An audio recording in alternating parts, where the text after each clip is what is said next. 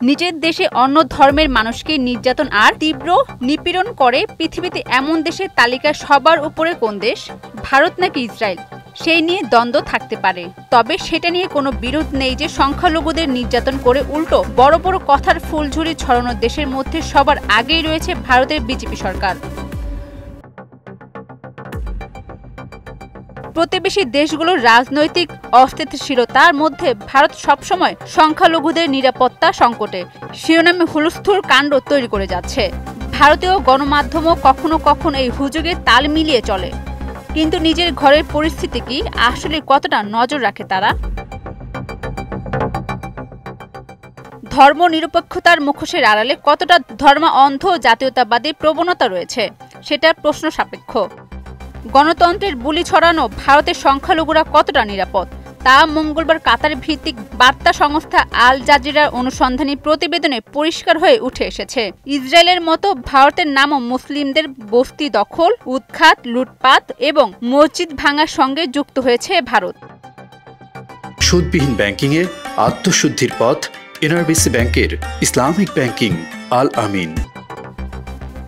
কাশ্মীর যেন এক জ্বলন্ত উদাহরণ, যেখানে দীর্ঘদিন ধরে স্বাধীনতাকামী জনপদে চলছে বুট বুলেটের তাণ্ডব। শুধু কাশ্মীর নয়, কন্যাকুমারী পর্যন্ত ভারতের নানা অঞ্চলে সংখ্যালঘু মুসলিমদের ওপর নির্যাতন চলে আসছে। এমন পরিস্থিতিতে বিজেপি সরকার শাসনকালে নির্যাতনের মাত্রা আরও বেড়ে গেছে। বিশেষ করে প্রধানমন্ত্রী নরেন্দ্র মোদীর শাসনামলে মুসলিম সম্প্রদায়ের অবস্থা ফিলিস্তিনি দশার মতো। আল জাজিরার প্রতিবেদনেও তুলে ধরা হয়েছে কিভাবে দীর্ঘদিনে এই অবিচার এবং নির্যাতন চালাচ্ছে ভারত। গুজরাট দাঙ্গার ইতিহাস দূরের কথা, গত 17 মার্চ উত্তরপ্রদেশের মিরাটের আইআইএমটি বিশ্ববিদ্যালয়ে খোলা জায়গায় নামাজ পড়ার অভিযোগে এক শিক্ষার্থীকে গ্রেফতার করা হয়। পরে ওই শিক্ষার্থীকে বহিষ্কারও করা হয়। এমন ঘটনা ভারত জুড়ে প্রায় ঘটে থাকে, যা নির্দেশ করে দেশের সংখ্যালঘু মুসলিমদের ওপর চলমান ধর্মীয় আগ্রাসনের কথা।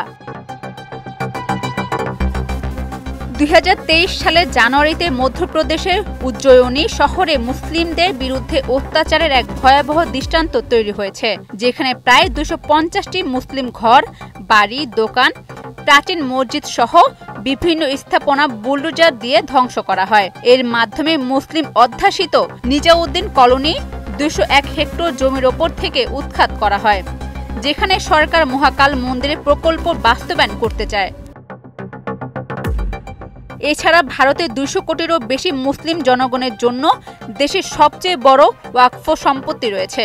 এসব সম্পত্তি পরিচালনার জন্য দেশব্যাপী ওয়াকফ বোর্ডগুলো দায়িত্ব পালন করে, যা ভারতের বৃহত্তম শহরের জমির মালিক হিসেবে পরিচিত। এবার ভারতের সংসদে ওয়াকফ আইনের সংশোধনী নিয়ে আলোচনা হতে যাচ্ছে, যার মাধ্যমে সরকার ওয়াকফ সম্পত্তির ওপর আরও বড় নিয়ন্ত্রণ দাবি করতে পারে। মধ্যপ্রদেশে উজ্জয়িনী শহরে ওয়াকফ সম্পত্তির ধ্বংসের ঘটনা কোনো বিচ্ছিন্ন ঘটনা নয়। মুসলিমদের অভিযোগ, এটি সরকারের একটি সুপরিকল্পিত পদক্ষেপের অংশ। সরকার এবং এর কর্মকর্তাদের আশ্রয়ে বড় ব্যবসায়ীরা বহু বছর ধরে এসব সম্পত্তি দখল করে নিয়েছে। বিশেষজ্ঞদের মতে, বছরের পর বছর চলা দখল, দুর্নীতি এবং অব্যবস্থাপনার ফলে ওয়াকফ সম্পত্তি এখন ঝুঁকির মুখে পড়েছে। এদিকে নতুন সংশোধনীর আইনের মাধ্যমে সরকার আইনগতভাবে এসব সম্পত্তি দখল করার পথ তৈরি করতে পারে। ভারতের মুসলিম সংখ্যালঘুদের ওপর চলতে থাকা নির্যাতন এবং তাদের অধিকার কেড়ে নেওয়ার ঘটনা আন্তর্জাতিক মহলে উদ্বেগের সৃষ্টি হয়েছে। ভারতের মুসলিম সংখ্যালঘুদের ওপর চলতে থাকা নির্যাতন এবং তাদের অধিকার কেড়ে নেওয়ার ঘটনা আন্তর্জাতিক মহলে উদ্বেগের সৃষ্টি করেছে। এমন পরিস্থিতি ভারত সরকার মানবাধিকার এবং ধর্মনিরপেক্ষ প্রতিশ্রুতির প্রতি একটি বড় প্রশ্নচিহ্ন সৃষ্টি করেছে।